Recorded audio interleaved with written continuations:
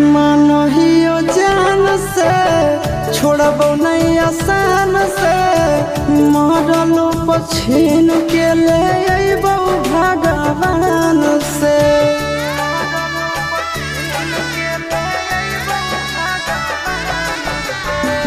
मानहियो जान से छोड़बो नहीं आसान से मरलो पछीन के ले अइबो भगवान से।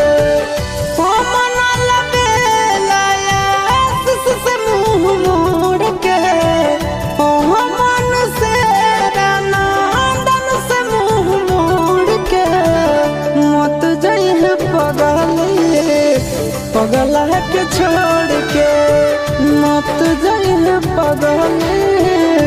पगला के छोड़ के।